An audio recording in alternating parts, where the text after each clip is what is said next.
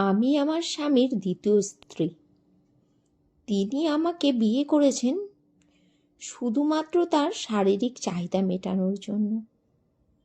এই জিনিসটা আমি খুব ভালোভাবে বুঝতে পারি। আমার স্বামীর প্রথম স্ত্রীর সাথে তার ডিভোর্স হয়ে যায়। আমার বিয়ের 5 মাস আগেই তাদের ডিভোর্স হয়েছে। তাদের ডিভোর্স কেন হয়েছে, কী কারণে হয়েছে, সেটা কেউ জানে না। আমি অনেককেই জিজ্ঞেস করেছি, কিন্তু কেউ কিছু বলতে পারেননি। আমার শাশুড়ি মাকেও জিজ্ঞেস করেছিলাম, কোনো লাভ হয়নি। তিনিও কিছুই জানেন না। আমার বিয়ে হয়েছে এই 1 মাস মতো হলো। এই 1 মাসে আমার যা মনে হয়েছে, আমার স্বামী এখনও তার প্রথম স্ত্রীকে ভুলতে পারেনি। এখনও তিনি তার প্রথম স্ত্রীকে ভালোবাসেন। তার প্রথম স্ত্রীর নাম ছিল রানী। আমার স্বামী আর রানী টানা 2 বছর প্রেমের পর বিয়ে করেন। তারা দুজনকে খুব ভালোবাসত। পরিবারের অমতে তারা বিয়ে করেন। বিয়ের পর রানীকে নিয়ে সরাসরি বাসায় নিয়ে আসে। আমার শ্বশুর শাশুড়ি কোনো উপায় না পেয়ে তাদের মেনে নেন। শত হলেও তাদের একমাত্র ছেলে। একমাত্র ছেলেকে তো ফেলে দিতে পারেন না। তাদের বিবাহিত জীবন ছিল 2 বছরের। যেই 2 বছর রানী এ বাড়িতে ছিল, সব কিছুই স্বাভাবিক ছিল। আমার স্বামী আর রানীর মধ্যে নাকি কখনো ঝগড়া হতো না। তারা দুজনা সবসময় হাসি খুশি থাকতেন। দুজনাকে সঙ্গ দিতেন, সময় দিতেন। কিন্তু হঠাৎ করেই কি হয়ে গেল কেউ জানে না। রানী চলে গেল তার বাড়িতে।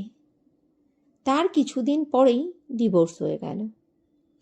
এই সব কিছুই আমার শোনা কথা আমার শাশুড়ি মা বলেছেন।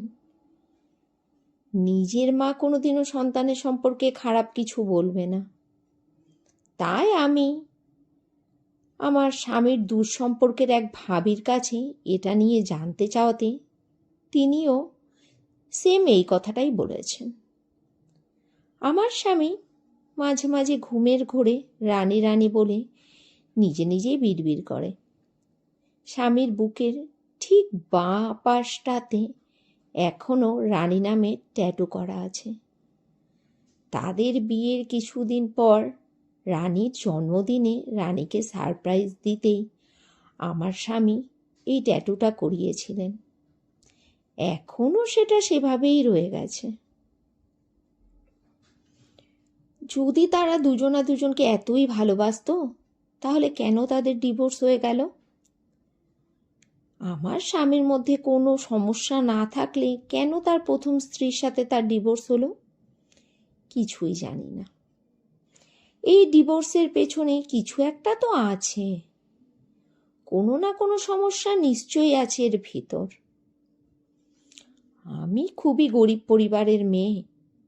দিন এনে দিন খায় এমন অবস্থা। কোনো ভাই নেই, 3 বোন।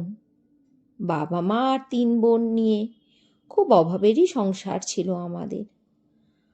আমিই বড় মেয়ে। এত বড় পরিবার থেকে যখন আমার জন্য বিয়ের প্রস্তাব আসে, বাবা সাথে সাথেই হ্যাঁ বলে দিয়েছেন। আমাকে বা মাকে কাউকে কিছু জিজ্ঞেস করার প্রয়োজনই মনে করেননি।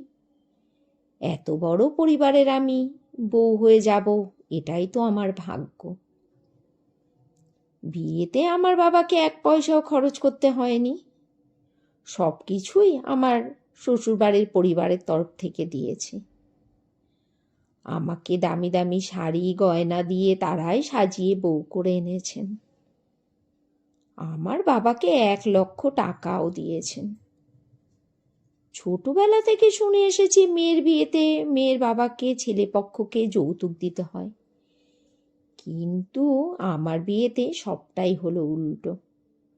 মেয়ের বাবাই ছেলেপক্ষর থেকে যৌতুক পেল। আমার স্বামী যদি আমাকে কোনোদিন ভালো নাও বাসে, তবুও আমার এখানে থাকতে হবে, কারণ আমার যাবার কোনো জায়গা নেই। বাবার কাছে গেলে বাবা বলবেন আমি কেন চলে এলাম? ভালোবাসা তো গরিবের জন্য নয়, আমাকে দুমুঠো খেতে দিচ্ছে, ঠিকঠাকভাবে থাকতে দিচ্ছে, এটাই তো বেশি। আবার ভালোবাসা, ভালোবাসা হচ্ছে বড় লোকের জিনিস। এখানেই যে ঘটনাটি বললাম, এই ঘটনার সাথে আমার জীবনের কোনো সম্পর্ক নেই। এই ঘটনাটা হচ্ছে পুরোপুরি সংগৃহীত। আজকের ভিডিওটি এখানেই শেষ করছি। ভিডিওটি কেমন লেগেছে সেটি অবশ্যই কমেন্টস করে বলবেন। লাইক করতে একদমই ভুলবেন না। আর চ্যানেলে আজ যদি প্রথম এসে থাকেন তাহলে সাবস্ক্রাইব করে পাশে থাকবেন।